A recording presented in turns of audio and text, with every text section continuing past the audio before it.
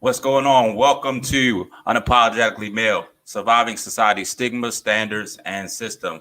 We are excited that we have another guest on today. First, we want to shout out our boss, Jay Pope Connections, Jennifer Pope, boss lady. We want to give her due. My co-host, Emilio Stewart, who's helping out today. And this platform is just an opportunity for us to celebrate African American men and how they arrive to a level of success, while also incorporate mental health awareness. Being as though this is Mental Health Awareness Month, we want to make sure that we highlight that, and because it's a very important topic within our community. So right now, we're just going to turn over to Brother Rashad Mills. We're going to let him introduce himself, give us a little background of his history, of the things that he's doing, educational, high school, all that good stuff, that he wants to share with us. So, Brother Rashad, thank you for coming on tonight. Thank you for joining us, and we are appreciative that you took the time out to share your story on tonight. No worries at all. First and foremost, man, I thank both of you gentlemen and Jay Pope, who I know personally, right? So I thank everybody involved for this amazing opportunity. Right, May is Mental Health Awareness Month. So I was just saying prior to the show that mental health is near and dear to me for two reasons. Number one, obviously, I am a licensed clinical professional counselor. I've been practicing about 6 to 7 years, but then also I've had some experiences where I've been on the other side of the couch, right? Where I've been a client and I've had some challenges. And at one point, because of the challenges that I had in my own personal life, that sort of re-engaged me, because at one point I was quite jaded with therapy. So quick background about me: born and raised in Baltimore, had an opportunity to attend some really good schools, Woodlawn in terms of high school, college, Morgan State University, which by far is the greatest HBCU ever. And EJ, I think after the show, you and I will talk. I think that's a Dell State hoodie. It looks like Dell State. That's correct. That's correct. Okay, and I don't listen. You seem like an amazing brother, and I'm not going to hold that against you that you went to Dell State. It's still in the HBCU family, but again, Morgan isn't for everybody, right? Morgan it is. Okay, so you're a Morgan grad too? Absolutely. I'm Master Social Work 2010. My man. It's nothing like the education on Hill and Cold Spring, but Morgan State University for my undergrad. I'm a BA in broadcast journalism. I took that and I actually went to Oregon as a result of that. I always wanted to be an athlete, never had the talent to kind of, be a LeBron or a Steph. So I figured I would be behind the mic, right, and do some broadcast journalism work. So I was fortunate enough to go to a small station in Bend, Oregon, about 100,000 people, and not many of that 100,000 look like you and I. So I would walk into the supermarket and I would get the craziest looks imaginable. But I did that for about 2 years as part-time sports broadcaster for about 3 months. Really got my feet settled in and took over, and I was the sports director at the small station called KTVZ Channel 21 in Bend, Oregon. And then due to a DUI, right? I was out there drinking, just partying, just having a blast. Really let my ego tell me that I was the man. And in fact, I wasn't the man. So after I had that DUI, they said, Rashad, we love you. We love the amazing work that you do, but this isn't going to work anymore. So it's a small station. So I was a one-man band where I'm shooting the highlights. I go back, I edit the highlights, I write my script.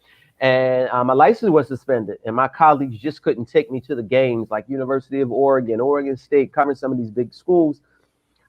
It just didn't work out. So I came back home. And when I came back to Baltimore, I was shocked because I never had a plan B. My plan A was to make it to Sports Center, and that was it.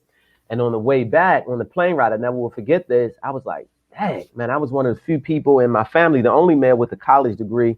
And to make it away from quote unquote the hood and to now see myself going back, I'm like, man, this is not good. But I think that's when God steps in and sort of says, I had other plans for you that I knew nothing about. So I came back and I was teaching for a while, and paraeducator in Baltimore City schools. My cousin was the principal at Mount Royal Elementary Middle School. And it was this young man, and I won't say his name. And I always tell this story. He was just a bright young man, very sarcastic and very quick-witted. And I saw a lot of myself in him. And one day he was walking down the hallway, and I vividly remember this. We were passing the library, and the teacher had said something to him. And I said, all right, I actually said his name. But I said, man, let's just go to let's go step inside the library. I want to talk to you. He said, sure, Mr. Mills, what's up? This is a second grade, and he's talking like this.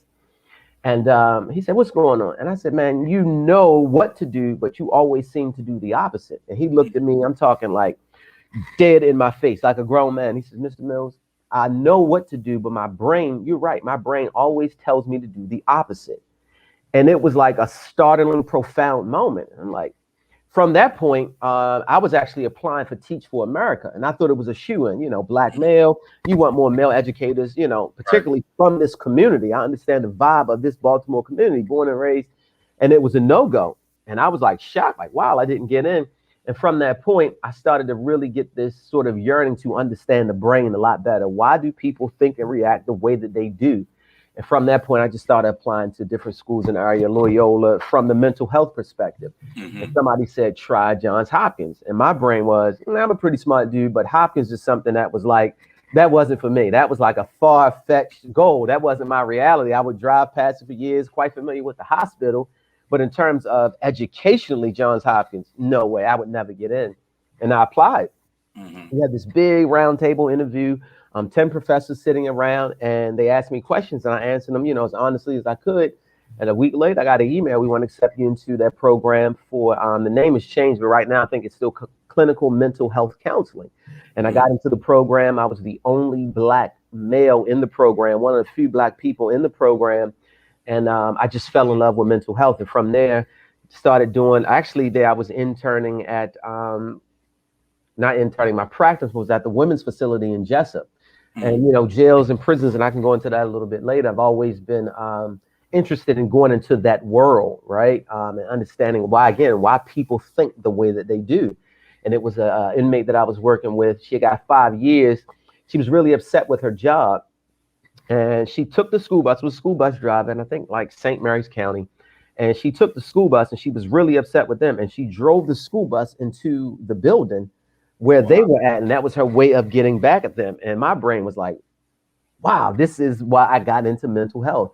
And it Mm-hmm. just sparked this love. And so again, graduating from Hopkins, I was interning at Baltimore City Juvenile Justice Center, and I would eventually land a spot down there. So working with the young guys who were detained, and that opened my eyes to another world of mental health.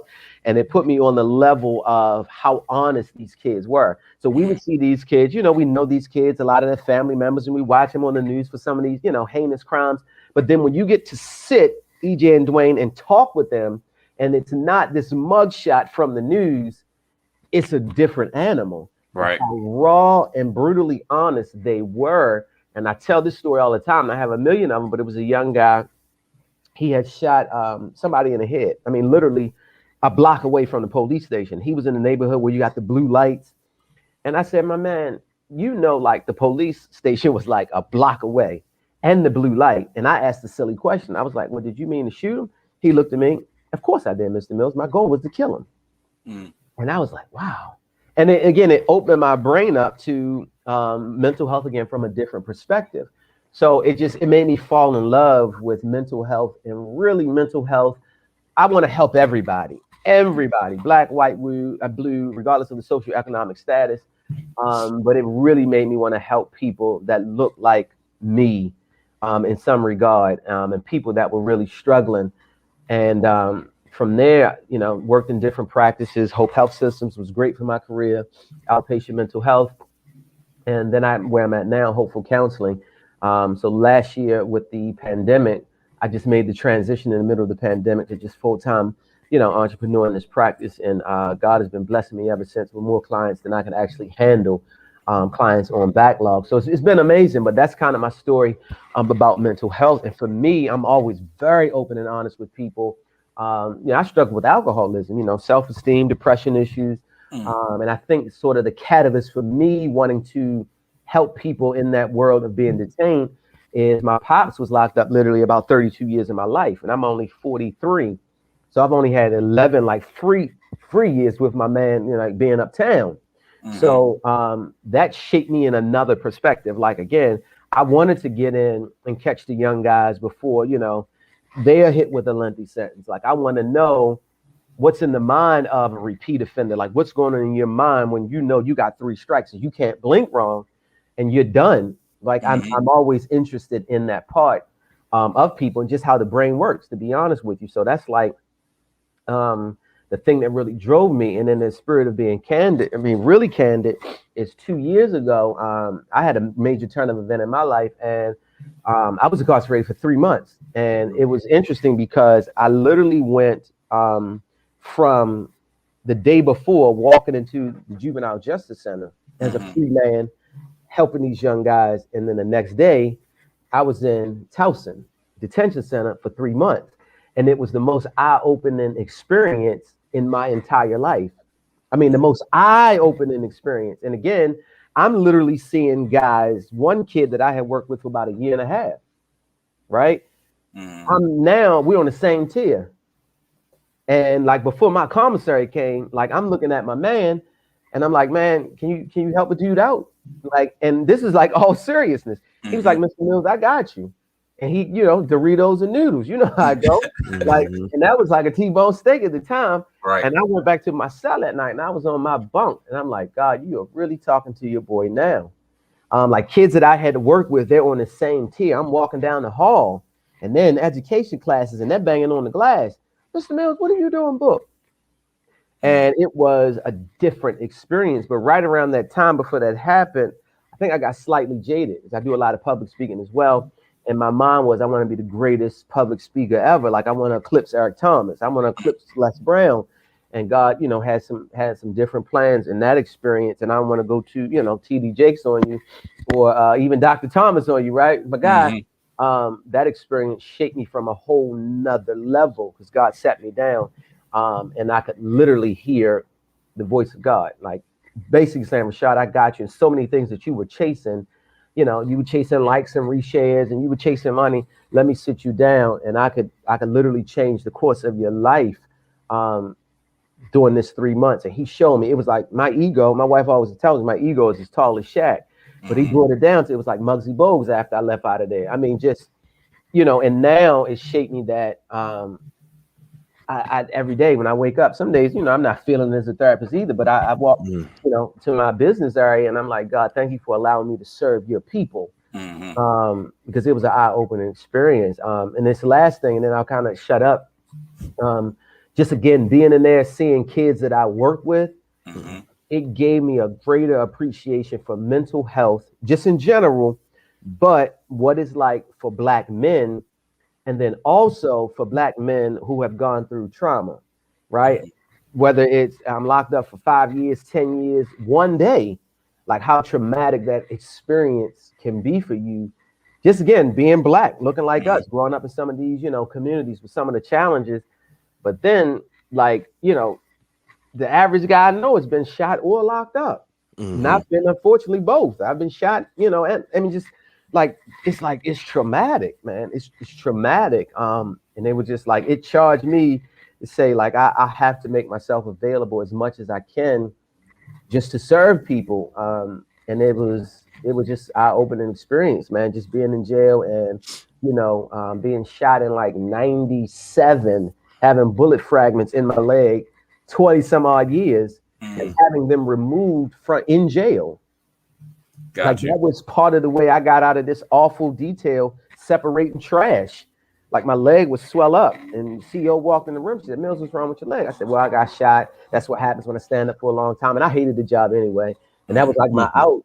And having them removed from jail. And as I'm walking down the hallway, true story. And when you hear people talk about hearing the audible voice of God, you're like, I don't know if you can hear that. I'm walking down the hallway, 5:30 in the morning, just had removed bullet fragments, 380 fragments from my leg from 20 some odd years. And I'm walking on the right side of the hall, and then I start literally skipping, and the CEO is yelling, Mills, what's wrong with you? And I said, man, if I told you, you wouldn't even understand. And I think I literally heard God say, man, I got you. Got you. I could take something that was embedded in your system for so long, and I could remove it, but only I can do that. Just be patient. And that the 101 days was a life-changing experience, and it charged me. It just charged me. So every day when I wake up, I'm human. I have some bad days, but I think I'm in overtime. This is all like a bonus round to me.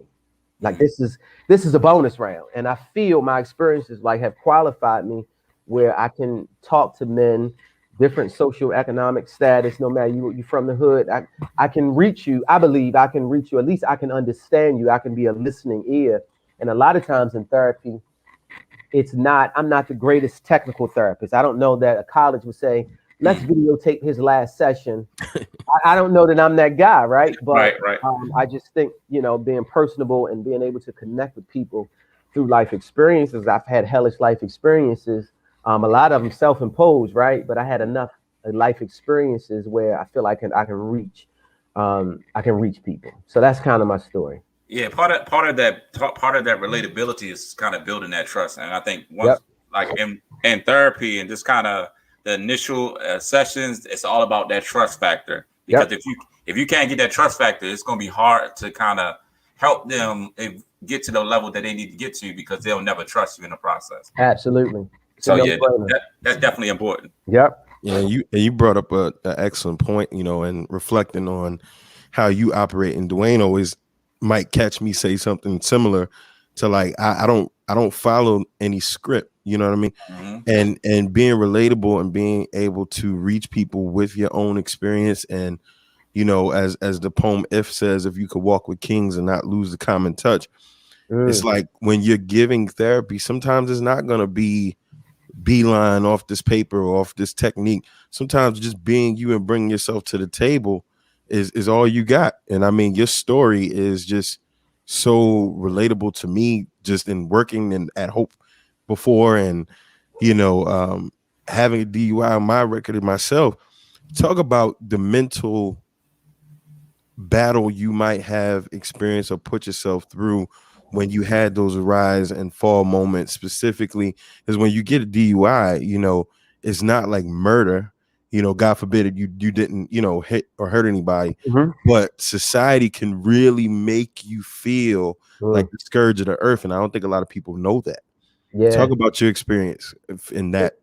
That's it. Look, EJ, that's a great question. It's not murder, but some people look at you like, it was five bodies at one time. So mine, and I don't want to make light of it at all, but mine was just out there, just partying again, ego inflated. I was leaving the club, and the club was 2 blocks away from my house, and I wasn't Uber then. And I had this little hoopty, and I'm driving. And it was so long ago, it was 2008. It was flip phones. And I reached over the passenger side, looked at my flip phone. Oh, I got a call from Baltimore. Okay. And, I was drunk dialing people every night, just the man, thought I was the man. And I'm in this back of this old Suburban. I don't mean the new one, like the old big bodies is rusted, but they're strong as can be. And my face hits the steering wheel. Pop! Big cut on my face.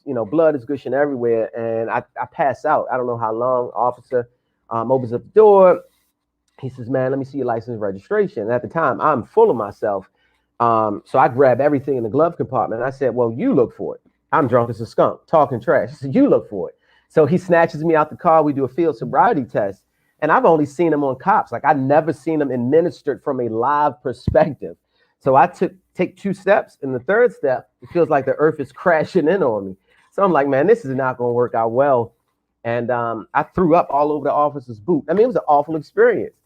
And another officer arrives and he says, oh, you're the sports guy from Channel 21. And I'm like, I'm doomed. I am doomed. So I go through the whole process booking, and this is not like Baltimore, right? So their booking is very small, not a lot going on, probably other than DUIs.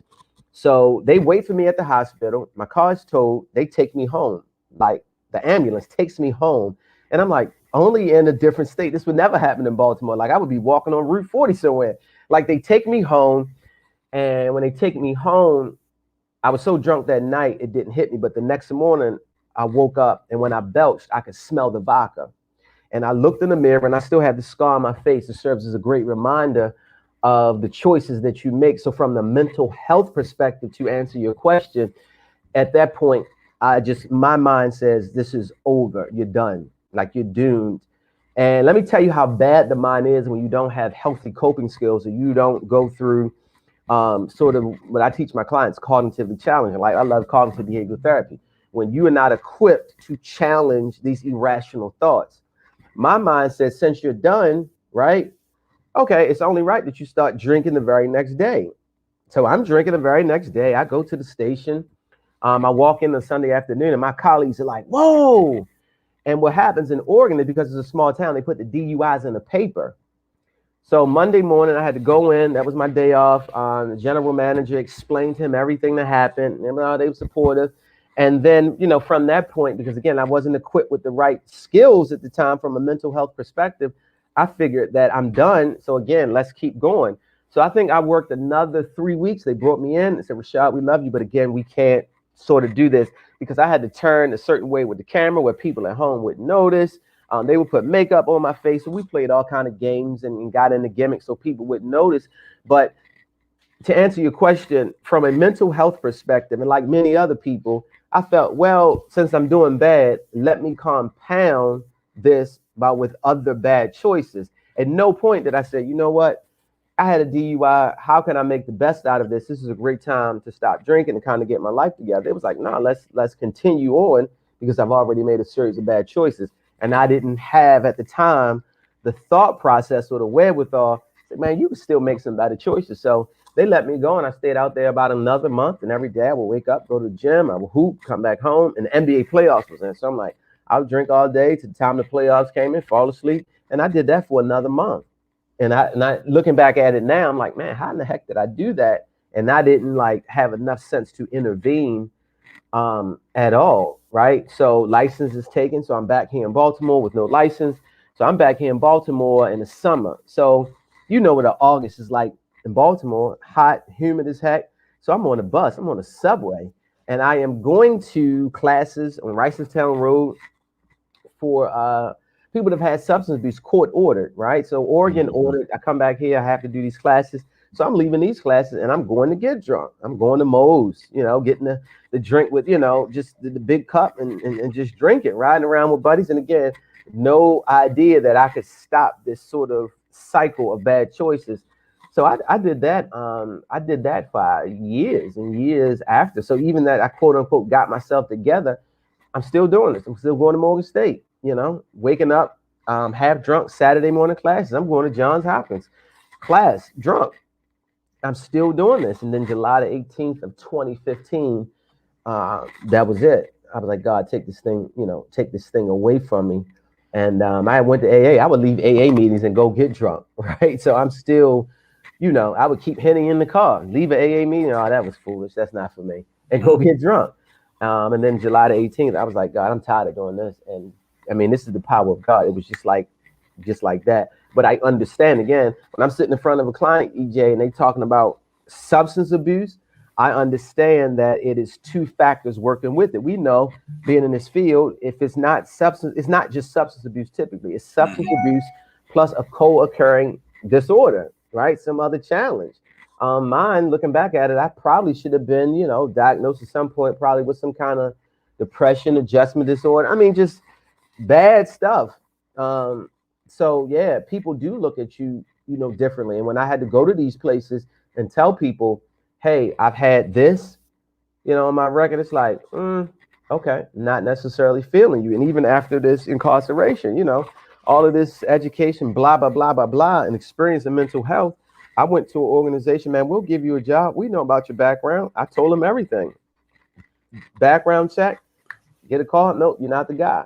So people do look at you from a different perspective, and you have to be mentally strong to know when you get, whatever it looks like, a DUI, anything, people are going to look at you and view you from a different lens, especially, and this is the racial component, and this is the reality, especially when you look like us. Mm-hmm. Other people are given those second, third, fourth, fifth, 10th chances, not necessarily us. And we have a whole lot of explaining to do. And again, I could go on because I'm just so passionate about that piece of it. What does that mental health look like for a guy that did not 3 months, but for 5 years, 10 years? And he wants to, he wants to right his wrong. He wants to make the ship go straight. And I'm, working hard, and everybody's saying, well, you had that handgun charge 10 years ago, 15 years ago. Really not feeling that. Then it's like, okay. And again, let's talk about proper coping skills, proper ability to look at situations differently. I'm gonna be honest, a lot of people don't have that. So then what am I not forced to do when my brain says, well, you know what, I got this charge. All right, Dwayne, you know you can take the store off, you can take Shorty off, you can, get back in the trap. So it's a lot of mental health that goes into overcoming challenges, legal challenges. It's a lot, and it's very challenging for a lot of people, especially guys. And again, a lot of guys won't they don't have the time nor the patience to kind of play this legal game. And that's why we see guys going back. Absolutely, absolutely. So, what are some of the like the coping skills that you learned that helped you in the process of just kind of managing through those moments? Because there's been some significant moments in your life where you just kind of had, you know, almost like issue after issue. So, like after you got to the point where it felt like, all right, I need to do something about this, and you say you talked to and God kind of spoke to you. Like, what coping skills did you put in place to kind of reinforce what God was telling you that you needed to do? That's a great question. So actually, the coping actually probably started in 2016. I sought therapy, right? I sought therapy, and it's a young lady. Say young, about 70 years old. And here's the side note about therapy, that you don't have to have a therapist of the same gender and or color to help you. My therapist is an older white lady. She's phenomenal. I saw therapy, and she was the one who introduced me to cognitive behavioral therapy before I was even, practicing it now as a practitioner myself. And she saw me from a different perspective. I'm in my own body. I can't see my own stuff. And if I could, I didn't want to admit it. And she said, Rashad, you have some irrational thoughts. She said that is you have a 0 to 100, and you don't see 50. You skip over 50. It's like an all or nothing, black or white thinking. And she said, I want you to try to find a gray area in every situation. And I was like, what do you mean? She said, find the middle ground.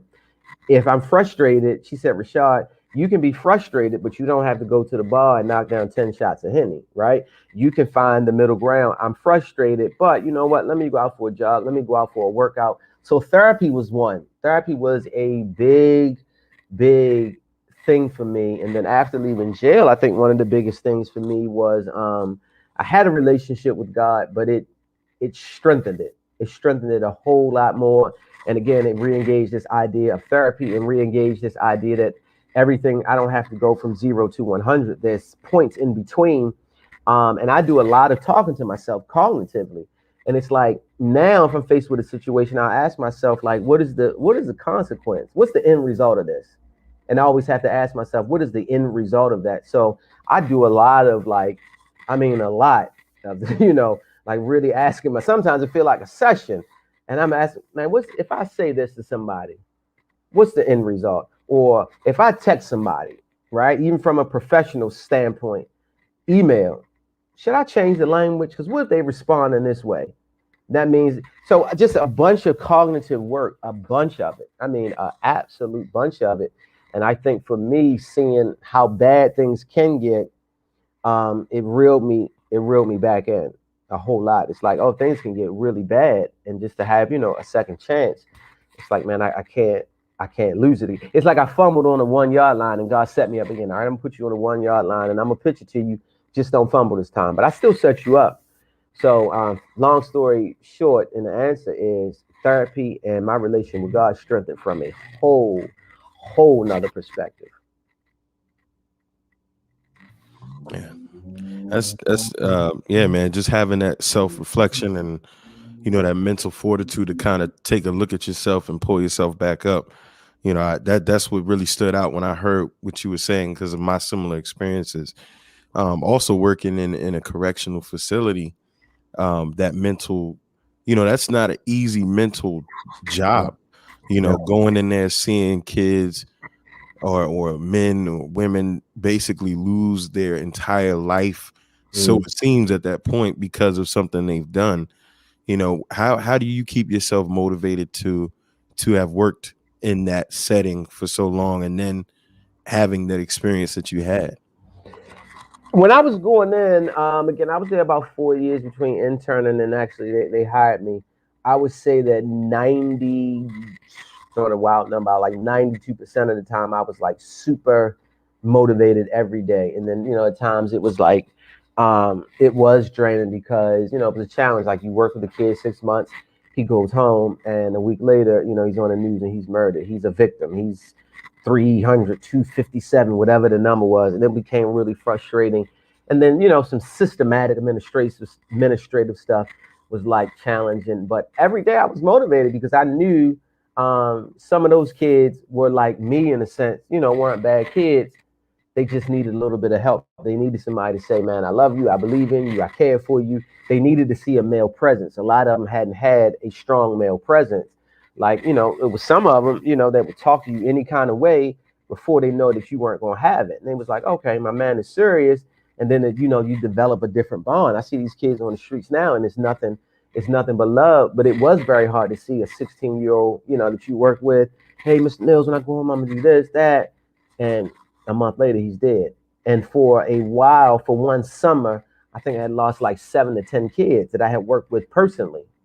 And it was like very challenging. It's like, damn, I just was talking to him. I was talking to his mom. And it was challenging, man. It was mentally taxing, but it was like the next day was another opportunity. And people, here's the thing about, I always encourage my clients to view situations from a different lens. These kids weren't necessarily the lens in which other people saw them. I got to see like kids. I got to see kids that were, man, my birthday is coming up. The judge says I'm not going home. My case was postponed. I'm crying because I want to celebrate my 16th birthday with my cousin. I want to ride dirt bikes. I mean, I got to see that. Like, not the kid that was on the news for, playing OK Corral in the middle of the street, like shooting up North Avenue. No, I got to see kids. And it was a different perspective. I mean, some of these kids were babies. Man, there's an 11-year-old down there for armed robbery. 11. My twin girls are 11 now. And I'm like, I can't imagine one of them being detained. So I got to see them from a different perspective. And that kept me going in every day. I mean, these kids were like sons to me, go in, crack jokes. It was probably one of the best mental health experiences I've ever had in my time doing mental health, working at that jail. It was just, you sit down and you eat dinner with them. You play basketball with them. You don't come to work. Mr. Mills, you all right? You good? You ain't coming yesterday. You always coming on my. I mean, it was like that kind of feel. But now being in that environment on the other end, I saw a lot of mental health stuff going on too. And then again, it was challenging. I'm sitting there watching like people that I can visibly see signs of anxiety. I can see guys that were withdrawn, and I know they were probably being depressed, right? I can see guys that didn't have any hope. I can see guys talking about, when I go home, I'm doing the same thing. I can see this. I'm talking to these guys. I'm like, man, you got another chance. And if you're not strong, I'm talking 3 months. I'm talking 5-10 years again. You can be broken in an environment like that because there's not a lot of supports around. In 3 months, I think I heard mental health mentioned once, and that was after a fight. The guy got pepper sprayed. But like, I never heard that, it's a mental health wing just in case somebody needs to talk. That was not an option. It was never an option. And to be honest with you, at one point, I think I had, looking back now, it was a strong moment. At the time, I thought it was weak. I'm separating trash in a trash dump in Hunt Valley. Now, again, a week ago, I'm in suits. I got my show every Tuesday, right? My own podcast. The following week, I'm, separating trash. And I'm like, whoa, God, this is serious. So I'm separating trash, man. And I look out the window and a tear comes down my eyes. And I always joke with people now. So it was a thug tear, right? I joke about it now. And I'm looking out and I'm like, man, I should just go ahead and walk out. And I tell one of the dudes standing next to me, he said, Mills, that would be the dumbest thing ever. He said, man, you got 3 months, not 30 years. You be all right. And just, again, beautiful day. I'm like, man, I want my freedom. Had no idea what I was going to do. And I mean, in Hunt Valley, I don't know where I was going to walk to. Be walking on, 83. Man, it's just, and again, if your mind is not strong enough, you can, start using that, getting high. 4 months, dude, sniffing all kind of crazy stuff. And I'm like, man, and then I found myself talking to them, man, you got 6 months, you be good. Mm. And if you're not strong enough, man, that stuff can really break you, especially if, you had one life and then it's flipped up, differently. It was like, man, this is, this is a different animal. I've been getting locked up late 30s, early 40s. You got business, family. Man, that's a different animal than when you're 18. It's a different animal. So it gave me a new perspective because I always was used to the gates locking and I'm going home. When I ring the buzzer, all right, Mills let you out, and I'm going to my house. But now it's like, now when the gates, when they lock, you in for the night and you subject to whatever the heck goes on, COs talking crazy to you, the food, It's just it's a different world, man. It really is a different world. Absolutely. Definitely appreciate that. Definitely appreciate the feedback and just kind of sharing your story. Um, Now, if there was somebody like that's watching this podcast or watching this interview for the first time and they trying to figure out like mental health, what would you say to kind of encourage them, Ben, that this is mental health awareness month? What would you say to kind of encourage them to kind of get involved in their own healing, in their own transforming process? What would you say to kind of encourage them in this Yep. time? First, that's a great question. First, I would ask them, do you have a primary care doctor? Mm-hmm. Some may say yes, some may say no. For those who say no, I say, when the last time you've been to a doctor, right? And this is what I tell all new clients, even during my intake, to kind of normalize this process and eliminate the stigma. They say, yeah, I've been to the doctor. Cool. Well, I say, I'm that doctor. I just operate from. I'm not actually operating drilling on your brain, right? Mm-hmm. But I'm operating from across the table and now from a Zoom link. If you have a primary care doctor, that is the equivalent of a mental health doctor, right? And not to say that I'm a PhD doctor in that sense, but I want to help you from a brain perspective. You may have a doctor to help you with your leg, your arm, stomach, whatever it may look like, just to normalize this process, right? Mm-hmm. Because a lot of times, again, there's still a big stigma. I think it's being reduced a lot because mental health is being normalized more, athletes, entertainers, and it's no longer as taboo, still very taboo, but I just try to normalize it, right? And I Mm-hmm. tell people, would you go to a doctor if your stomach hurt? Say, yeah, okay. If you're thinking is a little bit off, then you can go to a mental health clinician. Same process to me. And I want to normalize it. And again, even the way I explain the diagnosis to my clients, right? I say, well, the way the process works, you'll have a diagnosis, and that is that sort of drives the treatment plan. Treatment plan is a playbook, the goals Mm-hmm. and objectives of how we want to help you get better. So now, treatment plan, what is your treatment? I normalized it. Diagnosis, everybody has a diagnosis. It helps the treatment plan. I want to normalize this so much that it's not like, yo, what is that? Where I feel, I'm uptight. That's not my goal. My goal is just to make it commonplace, common knowledge. And I always use this analogy of a doctor. You go whether you're in pain or you just go for a checkup. And I tell people sometimes with mental health, you may want to go for a checkup after whatever your issue has been, somewhat cleared or somewhat resolved. Maybe you check in once every 45 days. I have clients that check in once a month, some every 2 months, just to check in. Not to say that nothing is wrong, but I want to check in. And then when people say, well, how do I know this is not a normal thing that I'm facing as opposed to something more severe in terms of a mental health issue, I always tell them time, duration, and frequency, right? Mm-hmm. Time, duration, and frequency. How much time are you dealing with this thing? How frequently are you dealing with it? And then how long? So, grad school professor told me that. So, if somebody says, how do I know if I'm facing anxiety or is it just a regular worry? Again, time, duration, and frequency. Some things in the Black community, we say, well, I'm anxious. Well, it's just a general worry. It's not really anxiety. Or I'm Mm-hmm. depressed. You just had a sad day. It doesn't mean you're depressed. But I say time, duration, and frequency. So that's how I want to differentiate if it's something normal or this is something, that you need to see somebody that can help you with. But I want to normalize it as much as possible. I want to normalize it as much as possible because there's still a stigma.